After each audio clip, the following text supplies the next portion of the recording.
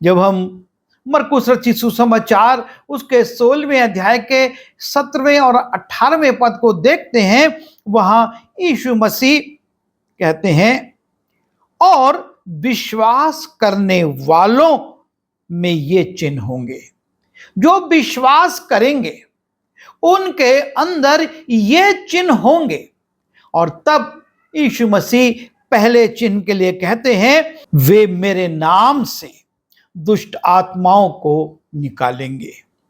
जो यीशु मसीह पर विश्वास करते हैं, उनके विश्वास का प्रगटीकरण कुछ चिन्हों से होता है। और उसमें यीशु मसीह कहते हैं कि वे मेरे नाम से, अपनी सामर्थ्य से नहीं, अपनी शक्ति से नहीं, अपनी योग्यता से नहीं, अपने वरदानों से नहीं, पर मेरे नाम से दुष्ट आत्माओं को निकालेंगे। और जब हम लूका उसके 10वें अध्याय के 17वें पद में जाते हैं, और वहां पर यीशु मसीह अपने चेलों को जब भेजते हैं सेवा के लिए, लिखा है, वे 70 आनंद से फिर आकर कहने लगे, हे प्रभु, तेरे नाम से दुष्ट आत्मा भी हमारे वश में है। दुष्ट आत्माएं उनके आदेश को मानती और लोगों में से निकल जाती हैं। वो आकर बड़े आनंद के साथ यीशु मसीह से कहते हैं, और यीशु मसीह ने कहा, विश्वास करने वालों में ये चिन्ह होंगे कि वे मेरे नाम से दुष्ट आत्माओं को निकालेंगे। दूसरी बात, यीशु मसीह कहते हैं, नई नई भाषा बोलेंगे।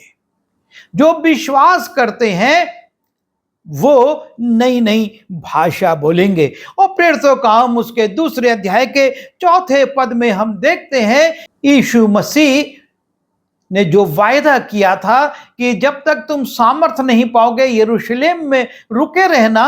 और चेले लौ लगाकर प्रार्थना कर रहे थे और पवित्र आत्मा का बपतिस्मा पाकर वो अन्य अन्य भाषा में प्रचार करने लगे, बोलने लगे। और जो लोग वहां जमा थे वो आश्चर्य करने लगे कि ये तो गलीली पुरुष हैं, ये कैसे हमारी भाषा में प्रचार कर रहे हैं, हम अपनी अपनी भाषा में सुन रहे हैं, परमेश्वर की सामर्थ्य के काम ये बता रहे हैं।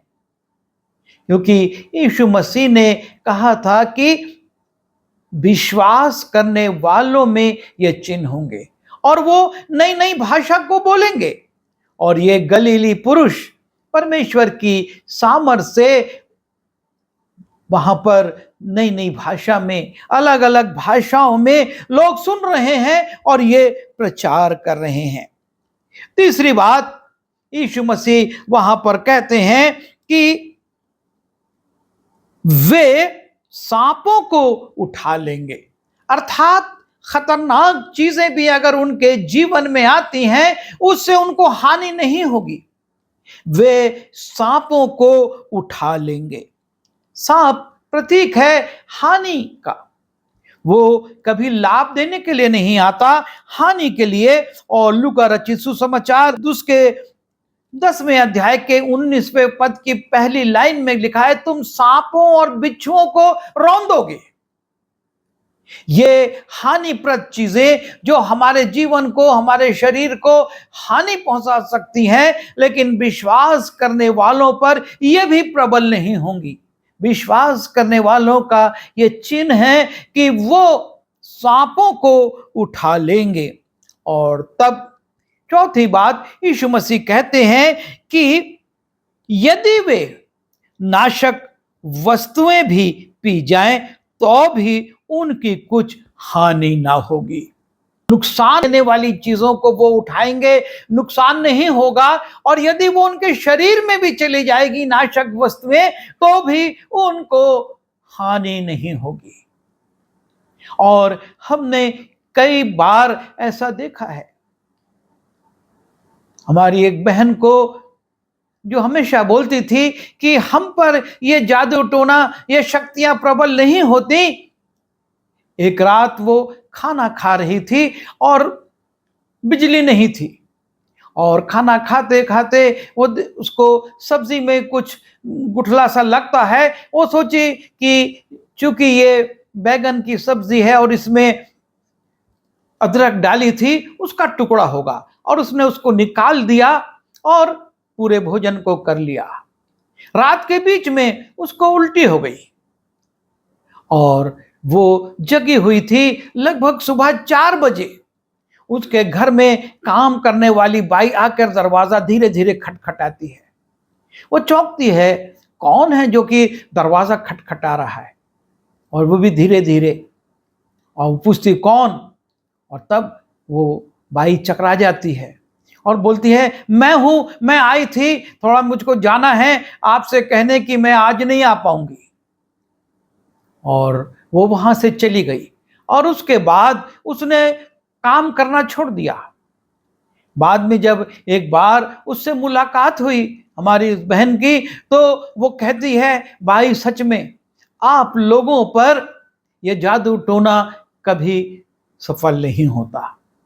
शायद उसने कुछ मिला दिया था उसके भोजन में, लेकिन जैसा लिखा है, विश्वास करने वालों के ये चिन्ह होंगे, और वो नाशक वस्तु खा लेने के बाद भी उसको हानि नहीं हुई, लेकिन उस महिला को जिसने ये कोशिश की थी लज्जित होना पड़ा और वो काम ही छोड़कर चली गई।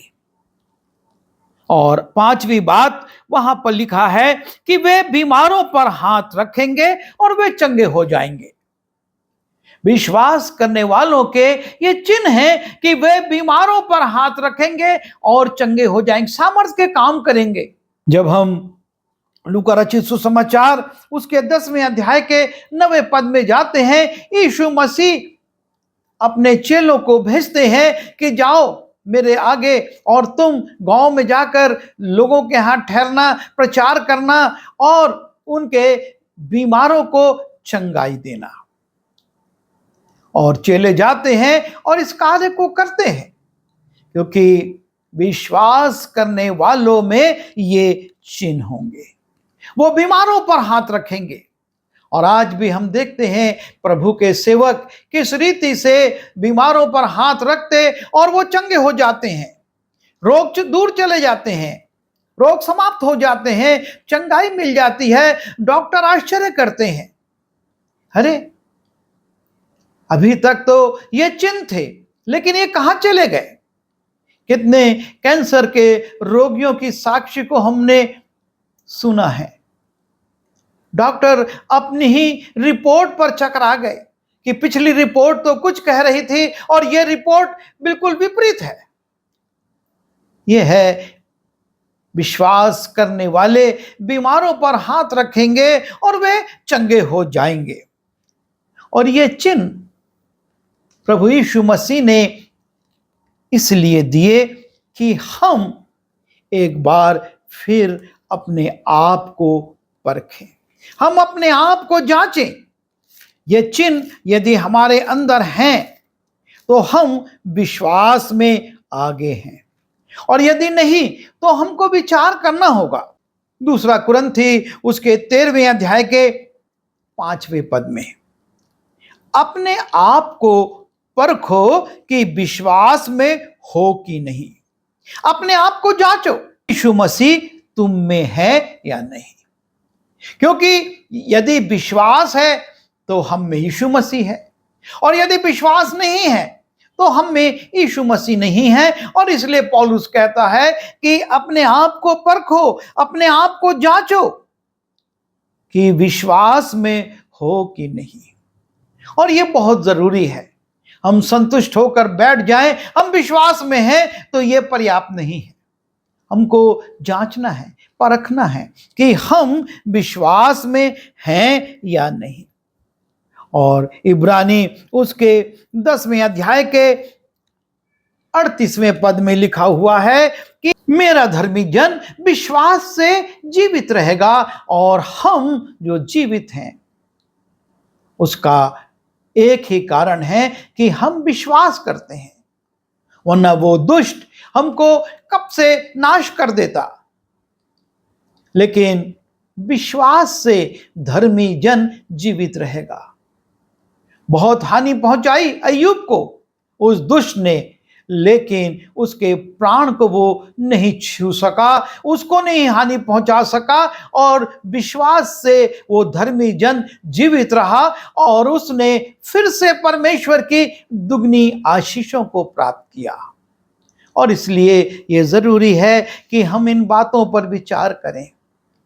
विश्वास करने वालों के ये चिन्ह होंगे कि वे दुष्ट आत्माओं को निकालेंगे, वे सांपों को उठा लेंगे, नई नई भाषा बोलेंगे, यदि नाशक वस्तु पी ले तो भी उनको हानि नहीं होगी और वे बीमारों को चंगाई देंगे, बीमारों पर हाथ रखेंगे और बीमार चंगे होंगे।